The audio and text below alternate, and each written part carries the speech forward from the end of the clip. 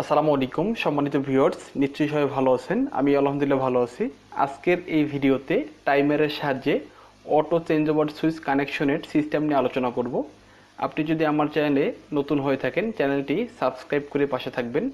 আর already subscribe করে থাকলে like এবং কমেন্ট করে মন্তব্য জানাবেন। এই অটো চেঞ্জ ওভার সুইচকে এটিএসও বলা হয়। এটিএস এর পুনরূপ হলো অটোমেটিক ট্রান্সফার সুইচ। সর্বপ্রথম আমরা ডায়াগ্রাম দেখব, তারপরে ডায়াগ্রাম অনুযায়ী প্র্যাকটিক্যাল কাজ করব। এই সার্কিট ডায়াগ্রামটিতে এপাশে হলো পিডিবির লাইন দেখানো হয়েছে এবং এপাশে জেনারেটরের লাইন।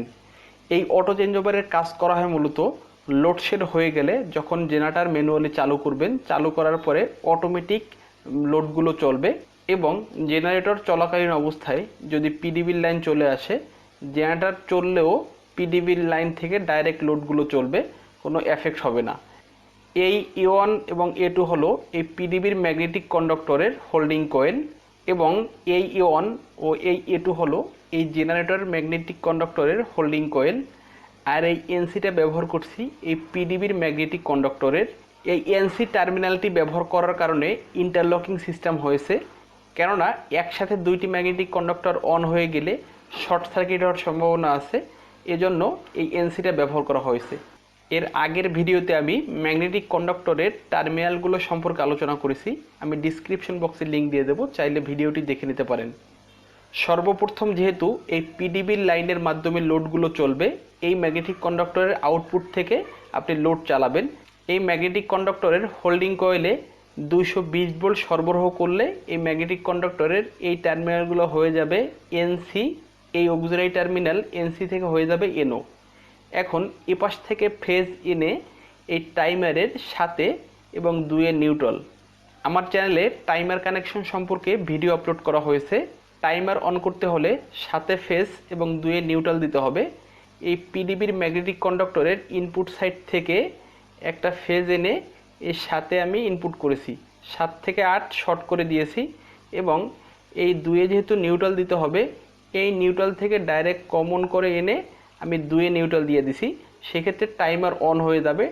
এই টাইমারের 8-এর সাথে 5 হলো এনসি, আর এই 6 থেকে লাইন আউটপুট করে আমি এই পিডিবির ম্যাগনেটিক কন্ডাক্টরের E1-এ নিয়ে গেছি এবং A2-তে যেহেতু নিউট্রাল দেওয়া লাগবে, এই জায়গা থেকে এই নিউট্রাল থেকে শর্ট করে নিউট্রাল কানেক্ট করে দিয়েছি।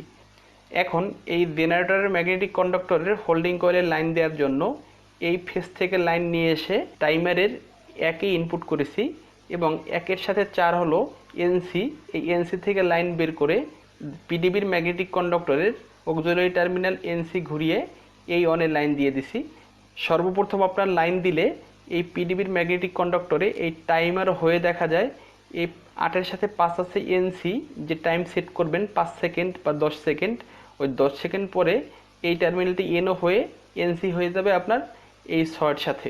সেক্ষেত্রে আপনার এই ম্যাগনেটিক কন্ডাক্টরটি অন হয়ে যাবে। এপাশ থেকে যে লোড কানেক্ট করবেন, লোডগুলো চলবে। যখন লোডশেড হবে, জেনারেটর আপনি অটোমেটিক বা ম্যানুয়ালি যেভাবেই চালু করেন না কেন, এই জেনারেটরের ফেজ থেকে লাইন এসে এই 1-এ ইনপুট হলো, 1-এর সাথে 4 আছে এনসি, এই 4 থেকে আউটপুট হয়ে এই এনসি ঘুরে কয়েলে লাইন চলে আসবে। আর A2 আপনার জেনারেটরের নিউট্রালের সাথে ডাইরেক্ট কমন করা আছে। সম্মানিত ভিউয়ার্স, আশা করি ডায়াগ্রামটি বুঝতে পেরেছেন। এই অনুযায়ী আমরা প্র্যাকটিক্যাল কাজটি করব। যেহেতু এই জায়গায় আমি লোড দেখাই নেই, সেহেতু আমি শুধু কন্ট্রোলিংয়ের কাজটি করে আপনাদের দেখাবো।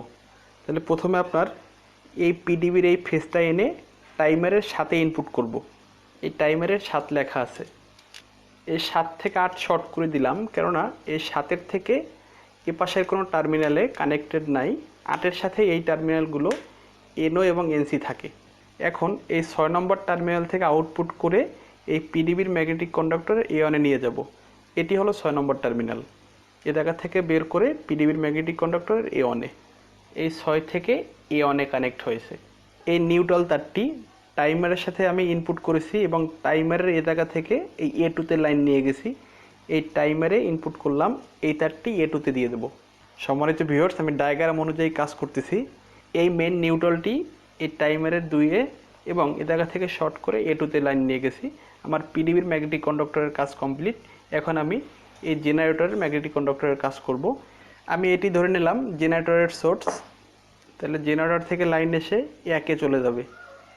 আপনার জেনারেটরের ফেজটি এসে একই ইনপুট হয়েছে 1 নম্বর টার্মিনাল। এখন এই 4 থেকে আউটপুট হয়ে এটার এনসি ঘুরে এই হোল্ডিং কয়েলে আসবে।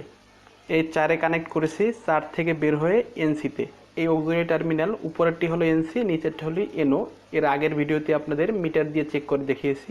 এই আউটপুট থেকে এই তারটি বের হয়ে চলে যাবে এই হোল্ডিং কয়েলের এ অনে। এই এ অনে এই হোল্ডিং কয়েলের এ টুতে ডাইরেক্ট নিউট্রাল কানেক্ট হয়েছে। এই নিউট্রাল থেকে ডাইরেক্ট লাইন এসে এই এ টুতে কানেক্ট হয়েছে। এই হলো আপনার জেনারেটরের নিউট্রাল, এটা ধরে নিছি। এই আপনার এ টুতে আমি কানেক্ট করেছি। এই অটো চেঞ্জ ওভার কাজটা মূলত শপিং মল, মসজিদ এবং গুরুত্বপূর্ণ স্থাপনায় করা হয়। আপনার জেনারেটর ম্যানুয়াল বা অটোমেটিক যেভাবেই চালু করেন না কেন, সুইচিংটা হবে অটোমেটিক। এই সিস্টেমকে এটিএসও বলা হয়। আমাদের কাজ কমপ্লিট, এখন আমরা প্র্যাকটিক্যালি চেক করব। আমরা সর্বপ্রথম পিডিবির মাধ্যমে লোডগুলো চালাবো। পিডিবির ম্যাগনেটিক কন্ডাক্টর হলো এইটি। সম্মানিত ভিউয়ার্স, আমি টাইমারে 10 সেকেন্ড সেট করে দিছি। লাইন দেওয়ার 10 সেকেন্ড পরে এই ম্যাগনেটিক কন্ডাক্টরটি অন হবে। এই টাইমারটি থেকে তো লাইন চলে আসছে, এই 10 সেকেন্ড পাস হলে এটি অন হবে। এই এখন এটি অন হয়েছে, কিন্তু আপ হয়ে গেছে। এখন আপনি এই ম্যাগনেটিক কন্ডাক্টরের আউটপুট থেকে আপনি যেসব লোডগুলো চালাবেন, ওই লোডগুলো আপনি চলবে পিডিবির মাধ্যমে। এখন কোনো কারণে যদি লোডশেড হয়ে গেলে আপনার এরকম বন্ধ হয়ে যাবে। আমি জেনারেটরের সোর্সটি দিয়ে নিলাম। এখন কিন্তু আপনার জেনারেটরের মাধ্যমে লোডগুলো চলতেছে। এই জেনারেটর চলাকালীন অবস্থায় যদি বিদ্যুৎ চলে আসে তাহলে কি কন্ডিশন হবে এটা আপনাদের দেখাইতেছি। এই বিদ্যুৎ চলে আসছে, এই 10 সেকেন্ড পরে এই ম্যাগনেটিক কন্ডাক্টরটি অন হয়ে যাবে। এই ওকে। সম্মানিত ভিউয়ার্স, আশা করি এই ছোট কাজটি বুঝতে পেরেছেন। ফেজ এবং নিউট্রাল এই দুইটা ছাড়া কিন্তু আমরা কখনো কোনো লোড চালাতে পারবো না। আমাদের বাসাবাড়িতে বা ইন্ডাস্ট্রিয়াল সেক্টরে যত লোড ব্যবহার করা হয়, সবগুলো লোড চালানোর জন্য ফেজ এবং নিউট্রাল সরবরাহ করতে হয়। কিছু কিছু লোড আছে সিঙ্গেল ফেজ সরবরাহে চলে এবং কিছু কিছু লোড আছে 3 ফেজ সরবরাহে চলে। সিঙ্গেল ফেজ লোড বলতে এই লোডটা একটা ফেজের মাধ্যমে চলবে। এই ফেজ শব্দের অর্থ কিন্তু অবস্থান বা ধাপ। সিঙ্গেল ফেজ মানে একটা ধাপ, এবং 3 ফেজ লাইনে 3টা ফেজ থাকে, 3টা ধাপ থাকে।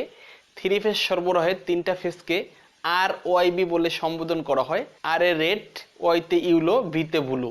আমরা সচরাচর কেবলের কিছু কালার দেখে থাকি, red colour, black colour, green colour, yellow colour বা ব্লু কালার। কালার যেটাই হোক না কেন, যে কেবলের ভিতর দিয়ে ইলেকট্রন প্রবাহ বিদ্যমান থাকবে ওই কেবলকে বলা হয় ফেজ কেবল। তো সংক্ষেপে বুঝতে পারলেন, যে কেবলের টেস্টার ধরলে দেখবেন টেস্টারের নিয়ন ল্যাম্প জ্বলতেছে, ওই কেবলটাকে ধরে নেবেন ফেজ কেবল। আর নিউট্রাল কেবল, যেটাকে বলা হয় রিটার্ন পাথ। একটা কেবলের ভিতর দিয়ে ভোল্টেজ এবং কারেন্ট উভয়ই থাকে। লোডের মাধ্যমে কিন্তু ভোল্টেজটা ড্রপ হয়ে যায় এবং কারেন্টটা পুরোপুরি উৎসে ফিরে আসে নিউট্রালের মাধ্যমে। এই নিউট্রাল ছাড়া একটা লোড কখনো চলতে পারে না, একটা সার্কিট কমপ্লিট হয় না। এই নিউট্রালকে বলা হয় ফেজের সাহায্যকারী তার। যে কেবল ফেজকে সাহায্য করে তাকে নিউট্রাল কেবল বলা হয়। এই নিউট্রাল কেবল হিসাবে ব্ল্যাক কালার ব্যবহার করা হয়। ইলেকট্রিক্যাল সিস্টেমের আরেকটি গুরুত্বপূর্ণ উপাদান হলো আর্থিং। আর্থ অর্থ পৃথিবী। এই পৃথিবীর মাটির সংস্পর্শে কোনো কিছু আনাকে বলা হয় আর্থিং। যে ব্যবস্থার মাধ্যমে অতিরিক্ত কারেন্টকে মাটিতে পাঠানো হয় তাকে বলা হয় আর্থিং। এই অতিরিক্ত কারেন্টের মূল সোর্স হলো বজ্রপাত এবং শর্ট সার্কিট। এই শর্ট সার্কিটের মাধ্যমে বিদ্যুৎ বহুগুণে বৃদ্ধি পায়। আর এই বজ্রপাত বা শর্ট সার্কিটের মাধ্যমে যে ভোল্টেজগুলো বৃদ্ধি পায়, এই এক্সট্রা ভোল্টেজ আর্থিংয়ের মাধ্যমে মাটিতে প্রেরণ হয়। আজ এ পর্যন্তই। পরবর্তী ভিডিওতে আবার কোনো নতুন টপিক নিয়ে হাজির হব। সে পর্যন্ত সবাই ভালো থাকুন। ধন্যবাদ সবাইকে।